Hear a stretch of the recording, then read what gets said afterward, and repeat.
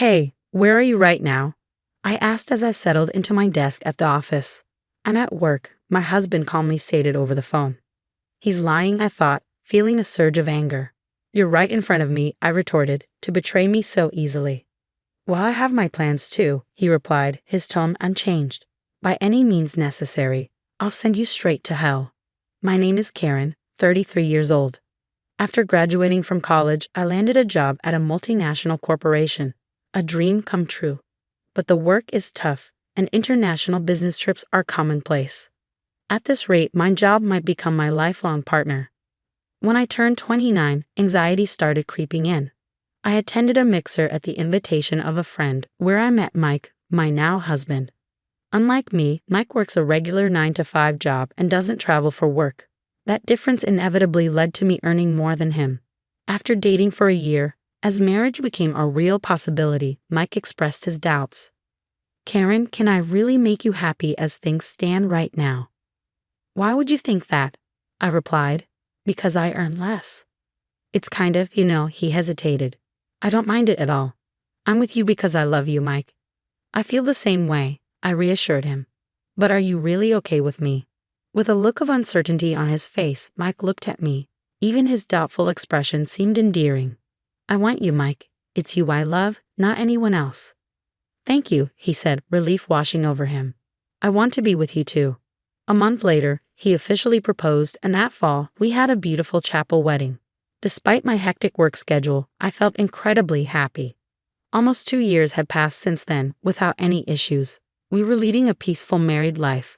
Considering our age, it was about time we started thinking about having children. That's what I was starting to think one day when I got home from work and Mike was nowhere to be found. Mike? I called out, searching the house. His shoes were missing, and there were no messages on my phone. Panic started to rise within me. Had something happened to him? Dialing his number, I held the phone to my ear, hoping for the best. On the third ring, his carefree voice answered, "Hello. Mike, are you okay?" I asked, relieved. "Yeah, I'm okay," he replied.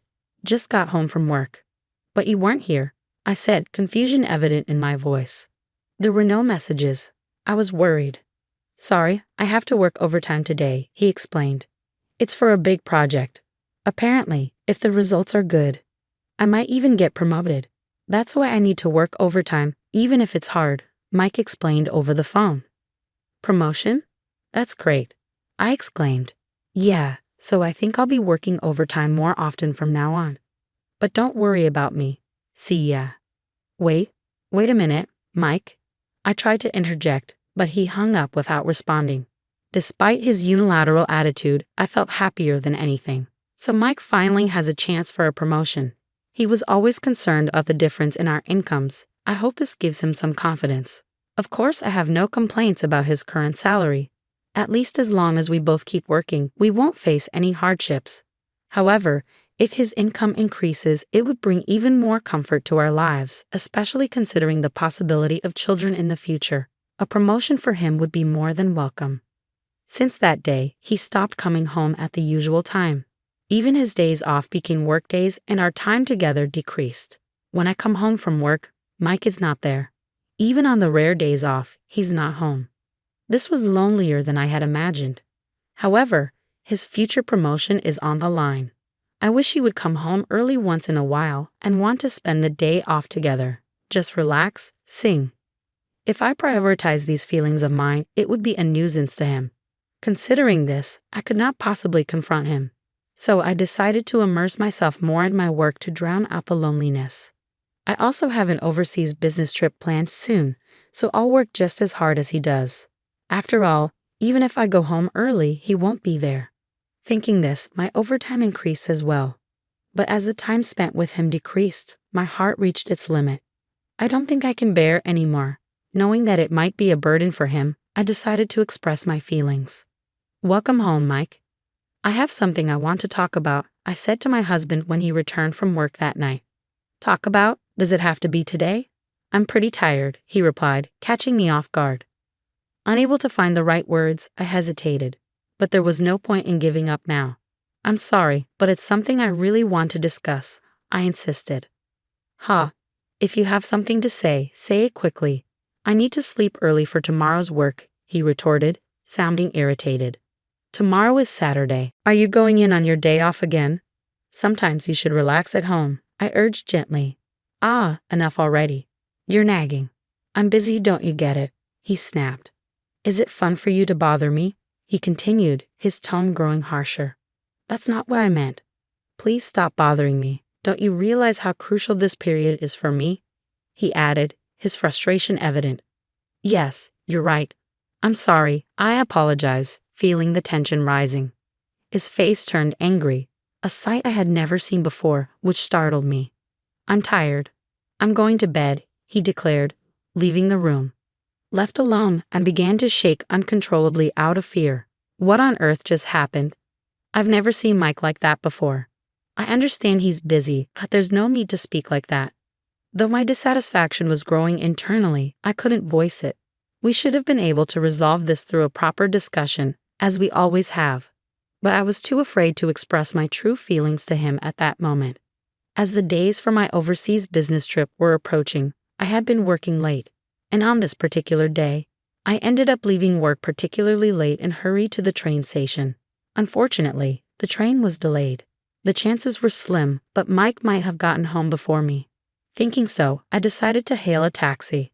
Excuse me, could you take me to this address, please? I asked the driver, handing him the address of my apartment. The car started moving. During the ride home, I didn't have the energy to look at my phone, so I blankly gazed out at the scenery. Stop the car, please. Before I knew it, I found myself shouting at the driver. I opened my eyes wide and reconfirmed the scene outside the car window. That's when I saw it. Across the pedestrian walkway, Mike was walking with a woman I didn't recognize. You've got to be kidding me, Mike. Weren't you supposed to be busy with work? Why are you here with another woman? Questions about my husband flooded my mind. I wanted to believe it was a mistake, but everything matched. His clothes, his height. It was blatantly clear. They were exchanging a kiss on the pedestrian path. Next thing I knew, I had my phone out, filming them as evidence of his infidelity. They continued walking arm in arm. As I was capturing the entire scene, the driver asked, "Ma'am?" His voice snapped me back to reality, and I quickly stopped recording. When I arrived home, sure enough, Mike wasn't there yet. I called him, wanting to get the truth. Only the ringing sound of the call echoed emptily from my smartphone. After a few attempts, he finally answered, "Don't keep calling me over and over. You should know I can't answer it if I'm not picking up, right?" "I'm sorry, but there's something I want to ask you," I began tentatively. "I'm working overtime." "I'm sorry, but could we talk later?" Mike interrupted, his voice strained with exhaustion. "Overtime? You don't mean cheating, do you?" I blurted out, my heart racing. "What?" There was a pause, then I heard his voice, filled with anger. After a while, he let out a disgruntled sigh. "Enough of this. How can you say such a thing to your husband who's tired from work? Forget it. I'm not coming home tonight," he declared before hanging up abruptly. Judging by his reaction, it seemed like his affair was confirmed. A strange emotion, neither anger nor sadness, welled up within me. So he was really cheating on me. "We have to talk about this. Things can't continue as they are," I muttered to myself. True to his word, Mike didn't come home that night. From the following day, he'd come home, but there would be no conversation, let alone discussion. In the end, the day of my business trip arrived. First, this time, it's a 2-week trip overseas. On the morning of my departure, as I was wondering how to address Mike, he started talking to me first. "Karen, you're leaving for a business trip today, right? Be careful, okay?" he said, his tone surprisingly gentle. "Huh? Oh yes, thank you, but 2 weeks is such a long time. You often go on these trips, but I still can't get used to it. And it feels lonely," I admitted hesitantly. "Lonely? Do you really feel that way?" he asked, sounding genuinely surprised. "Of course, we've been awkward around each other recently, right? I want to clear up our misunderstandings, so let's have a nice dinner when you get back." There's no way things can work out so conveniently. He's just trying to cover up the fact that he's been cheating, spouting nonsense. I thought to myself, feeling conflicted. Anyone with a bit of thought should be able to see through it. But for some reason, I chose to believe his words. At the time, I hadn't thought that my love for him had completely cooled off after our strained relationship recently. but it seems I can't truly hate him from the bottom of my heart. Did I mistake what I saw the other day? His smile, which I hadn't seen in a long time, was so endearing that it made me have such an illusion. I simply told him, let's have a proper talk when I get back, and left the house. After that, my business finished earlier than expected, so I was able to return home earlier. Since it was a sudden decision, I hopped on a plane back to New York without telling my husband, Mike. Initially, I planned to contact him, but then I thought, why not surprise him by returning early, cook dinner, and wait for him? That was the plan. I arrived in New York around 11 a.m. and went straight home, arriving around 1 p.m. It had been about a week since I had last returned home. As I opened the door with a sense of relief, my spine froze. What was that? What caught my eye was a pair of light pink pumps placed at the entrance. As I stood frozen, I heard Mike's voice and a woman's voice from the living room. I tiptoed down the hallway, peeking into the living room from behind a corner. They were drinking in their underwear. The woman was the one I had seen that day. With a sweet voice, the woman started to speak. Hey Mike, are you really okay with inviting me over? Isn't it dangerous if your wife finds out? Nah, it's fine. She's on a business trip abroad until the day after tomorrow. Mike replied casually. Oh really? That's perfect timing. It's my birthday and your wife isn't at home, the woman remarked. Exactly, Mike agreed. Thanks to that, I can spend time leisurely at home with you, Linda. You're staying over tonight, right? Oh, my love, you're so thoughtful. Thank you for the present, Linda gushed, wrapping her arms around Mike. Mike's mistress, it seems, is named Linda. The two of them were hugging each other in their drunken state. This has to be a joke, just because. I earn more. Why can you do such a thing in the apartment that I rented under my name? While fighting nausea, I recorded the cheating scene with my smartphone. When things settled down, I tiptoed back to the entrance and left the apartment. Sweat poured out and my heartbeat pounded. Despite the situation, I was still believing in him somewhere. I wanted it to be a lie, yet the scene earlier wouldn't leave my mind. I can't continue as his wife anymore. Finally, I decided to resort to my last option. I dialed Mike's number and waited for him to answer. Answering my call with a casual hello, I made sure to speak with an air of urgency. Hey, where are you right now? Huh? I'm at work, of course.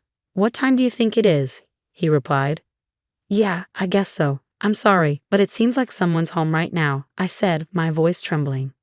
Not quite grasping the situation, my husband's voice wavered as he stammered. What? What? Speaking to him, who was likely unaware of the reality, I wove in a bit of deception. So here's the thing. My trip got finished early, and I came back home. And when I got to the front door, I could hear someone talking inside. You mean to tell me you're standing outside our apartment right now? He questioned. Yes, that's right, Mike. What should I do? Should I go inside to check?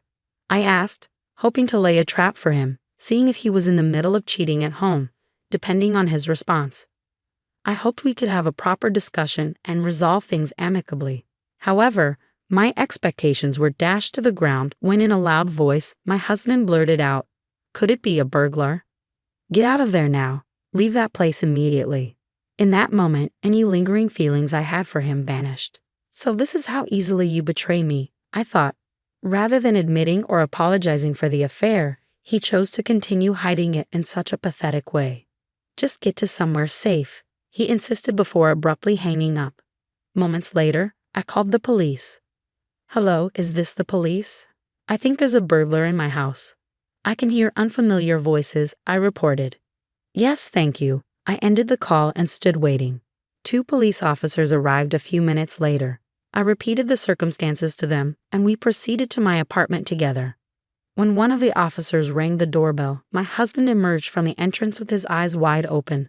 Well, why are the police here? Are you the resident of this house? One of the officers asked. Yes, I am. We received a report from your wife that there might be a burglar here, I replied. A burglar? No, there's no one here. My husband interjected nervously.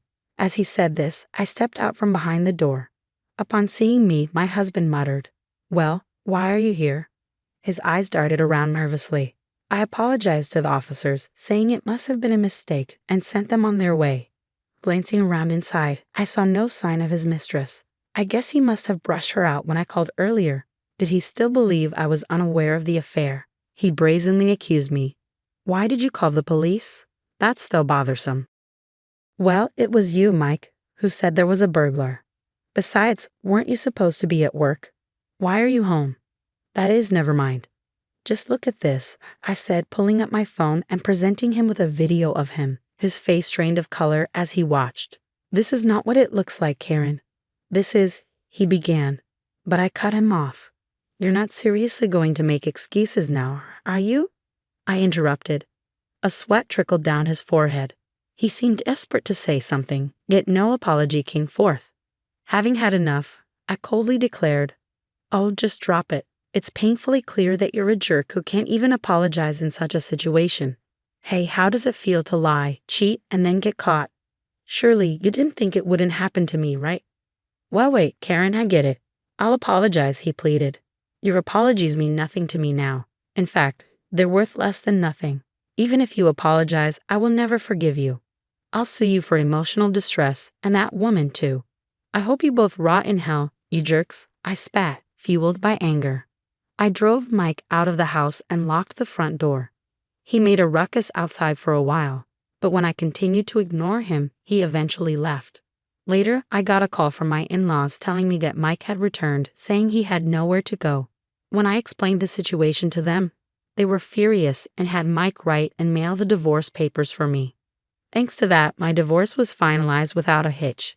The day after I told my in-laws that the papers had been accepted, they kicked Mike out and apparently cut ties with him. I claimed emotional distress from Mike and the woman he cheated with through my lawyer, insisting on a lump sum payment. The other woman turned out to be Linda, a receptionist at the same company as him. Their affair was quickly made public within the company. Unable to bear it, Linda abruptly left the company. As for Mike, he's enduring the piercing gazes of his colleagues and somehow managing to get through his work. I later found out that his promotion was all a lie, just a tactic to hide his affair. I feel so foolish for being deceived by such a man. But at least I was able to make the decision to divorce. From now on, I intend to devote even more energy to my work and aim for higher positions. I'm determined to prove that marriage isn't the only path to happiness, and I'm ready to do it on my own terms.